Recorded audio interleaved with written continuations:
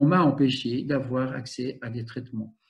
Moi, désolé, si Didier Raoult avait raison, j'avais le droit, en mon âme et conscience, en tant que médecin, de dire dans mon colloque singulier, oui ou non, je vous le donne. D'accord? Alors, moi, j'ai eu un patient récemment qui était Covid-19 positif.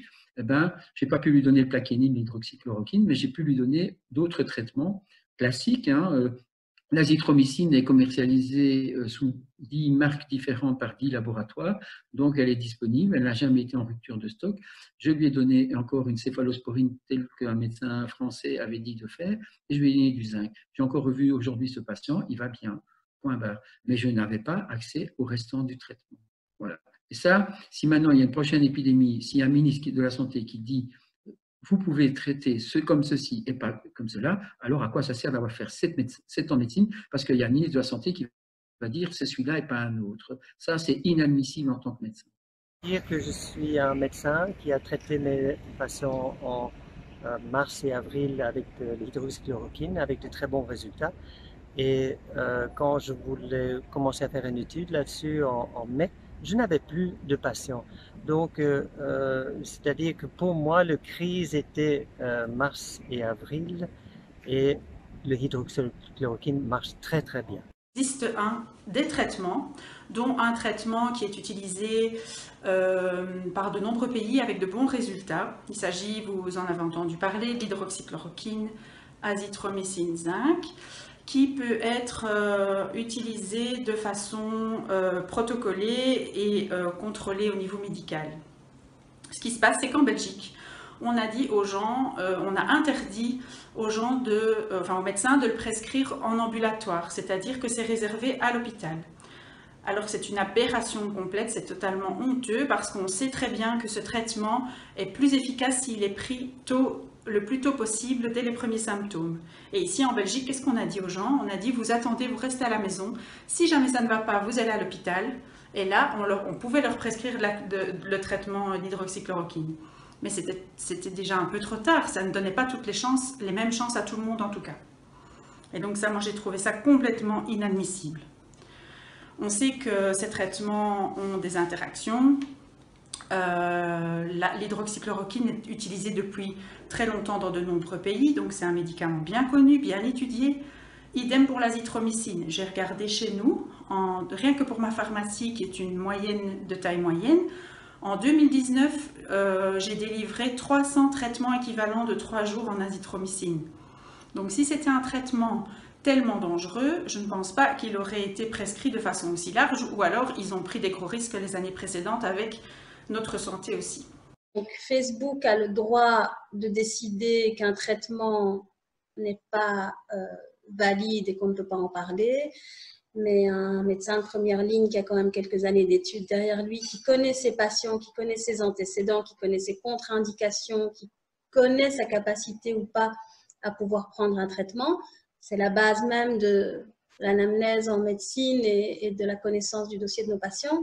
Pour l'instant, le Centre belge d'information pharmaceutique avait donné un avis, je pense, en fin juillet, qui était étrange parce qu'il n'avait pas réussi à trouver une seule étude qui montrait que l'hydroxychloroquine fonctionnait bien pour le Covid-19. C'est très étonnant, ça ne correspond pas du tout aux médecins sur le terrain.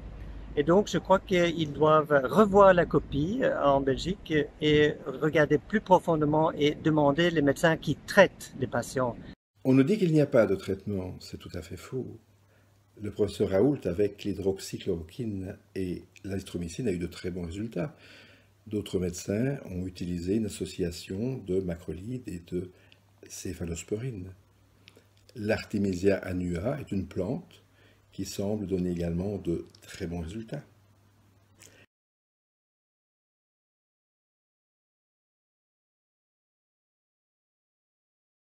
Je commencerai avec 2 faits scientifiques, 2 études en rapport avec ma spécialité. La première, qui établit un lien entre les faibles taux de vitamine D et le risque accru de développer une forme grave de Covid.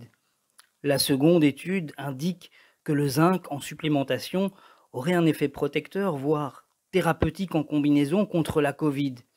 Nous avons le zinc qui stimule l'immunité, nous avons l'azithromycine qui est un antiviral et un anti-inflammatoire, un anti-cytokine surtout, en plus d'être un antibiotique n'attaquant pas les bactéries intestinales. Donc c'est un médicament extrêmement précieux justement dans le cadre de la Covid-19.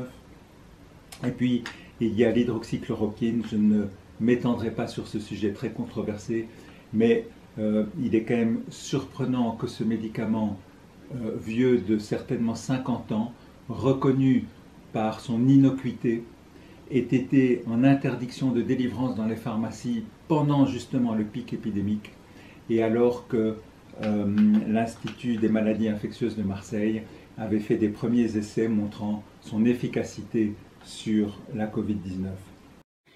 De nombreuses études ont mis en évidence un lien étroit entre la sévérité du Covid et la carence en vitamine D et zinc notamment. Plus les carences sont élevées, plus la sévérité est élevée. Ces mêmes vitamines sont la base de notre système immunitaire. Elles le rendent optimal et régulent ses réponses face à l'intensité de l'attaque virale.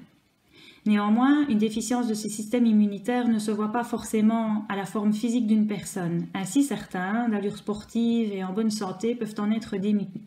Ne vaudrait-il pas la peine pour chacun de s'assurer qu'il n'a aucune carence et, si c'est le cas, de les suppléer ?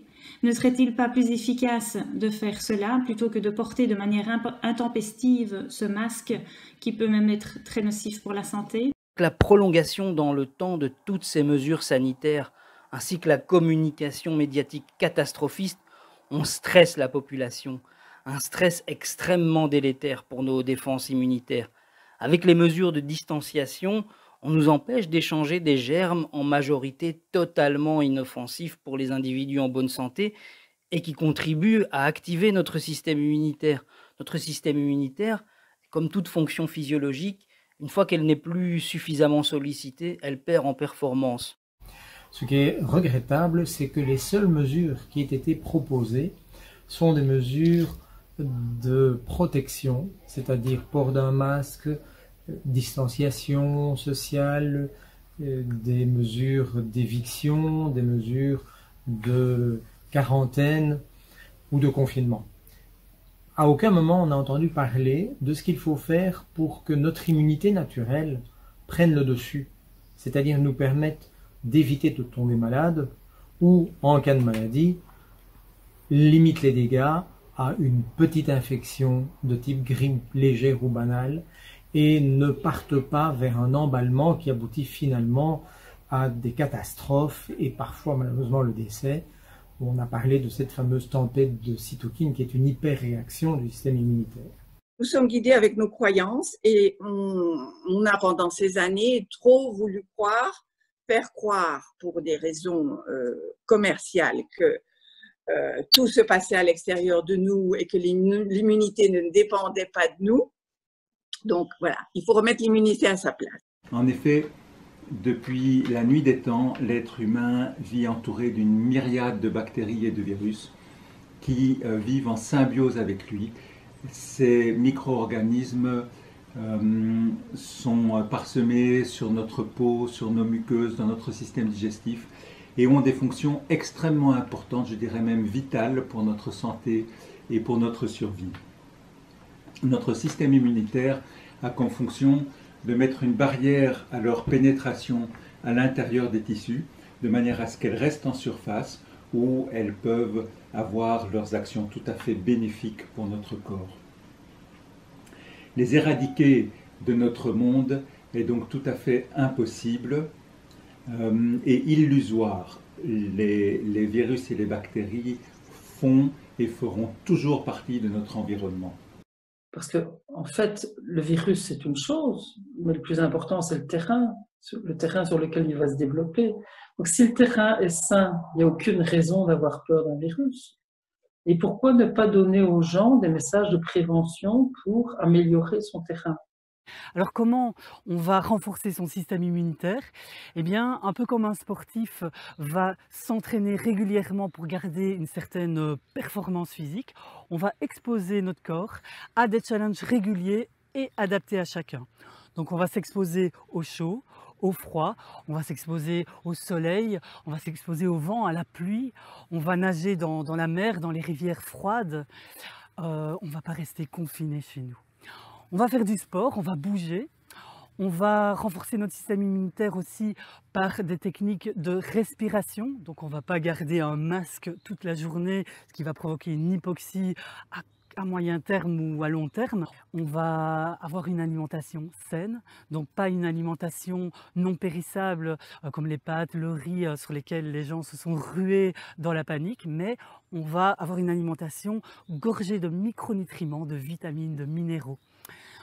On va aussi renforcer le système immunitaire par le contact empathique. Donc nous sommes des êtres de contact, nous avons besoin de ce contact pour fabriquer certaines de nos hormones, mais nous avons aussi besoin de ce contact pour transmettre les bactéries, les virus et augmenter notre capacité adaptative, notre système immunitaire. Nous sommes des êtres composés de 10 fois plus de bactéries que de cellules. Je suis donc atterrée, triste et inquiète des mesures prises par ce gouvernement. Je suis cependant certaine que beaucoup de citoyens continuent à croire en notre pays et en notre devise « L'union fait la force ». Ainsi, nous devons croire qu'il est encore possible de se battre pour nos libertés et qu'ensemble, nous pouvons y arriver. Chers collègues, chers confrères, rejoignez-nous afin de faire entendre raison à cette expertocratie qui a littéralement perdu les pédales. Car l'union fait la force, surtout face à cette peur, surtout face à cette propagande omniprésente.